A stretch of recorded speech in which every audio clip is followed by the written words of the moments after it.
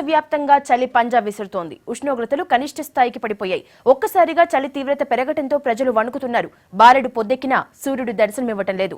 ఎముకలు కొరికే చలిలో బయటకు వచ్చేందుకు జనాలు జంకుతున్నారు. దేశవ్యాప్తంగా చలి తీవ్రత పెరుగుతోంది. రోజురోజుకు చలి దెబ్బకు జనం వణికిపోతున్నారు. రాత్రి సమయంలో టెంపరేచర్స్ మరింత పడిపోతున్నాయి. దేశ రాజధాని ఢిల్లీలో పరిస్థితి దారుణంగా ఉంది. ఉత్తరప్రదేశ్, పంజాబ్, హర్యానాలోనూ సేమ్ సీన్. దట్టమైన పొగమంచుతో ప్రజలు తీవ్ర ఇబ్బందులు పడుతున్నారు. అటు రవాణా వ్యవస్థకు తీవ్ర అంతరాయం కలుగుతోంది. పలు విమాన సర్వీసులు రద్దయ్యాయి. ఇక చాలా రైళ్లు, బస్సులు ఆలస్యంగా నడుస్తున్నాయి.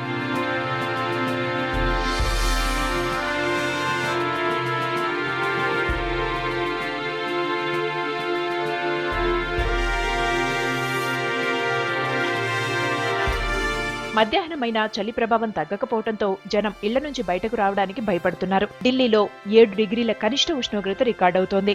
ఉత్తరప్రదేశ్లో ఏకంగా 3 డిగ్రీలలో టెంపరేచర్ రికార్డైంది. తీవ్రంగా కురుస్తున్న పొగమంచు ప్రభావానికి యూపీలోని కాదురా ప్రాంతంలో ఓ ట్రక్కు కాలువలోకి దూసుకెళ్లింది.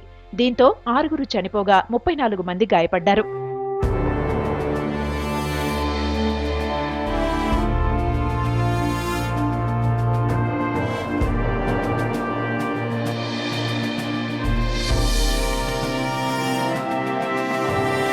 హర్యానాలో నార్మల్ కంటే తక్కువ టెంపరేచర్స్ రికార్డవుతున్నాయి.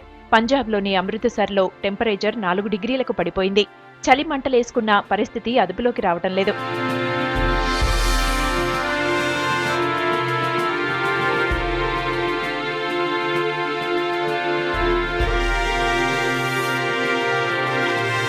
ఇక తెలుగు రాష్ట్రాల్లోనూ చలి తీవ్రత పెరిగింది. ఉష్ణోగ్రతలు గణనీయంగా తగ్గిపోతున్నాయి. ఆదిలాబాద్లో అతి తక్కువగా 4 డిగ్రీల టెంపరేచర్ రికార్డైంది. కరీంనగర్, రంగారెడ్డి, నిజామాబాద్ జిల్లాల్లో 5 డిగ్రీల టెంపరేచర్స్ రికార్డయ్యాయి. అటు రాజధానిలో 12 డిగ్రీల ఉష్ణోగ్రత నమోదైంది.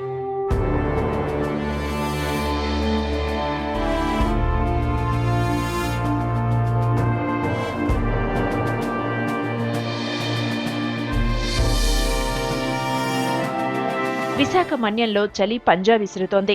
లంబసింగిలో టెంపరేచర్ 0 డిగ్రీలకు చేరుకుంది. చింతపల్లిలో 3 డిగ్రీల ఉష్ణోగ్రత రికార్డైంది. రాత్రి ఉష్ణోగ్రతలు రోజురోజుకు తగ్గిపోతూ ఉండడంతో చలి తీవ్రత పెరుగుతోంది. మరో 4-5 రోజులు ఇదే పరిస్థితి ఉంటుందని వాతావరణ నిపుణులు చెబుతున్నారు. చలితో జాగ్రత్తగా ఉండాలని సూచిస్తున్నారు డాక్టర్లు.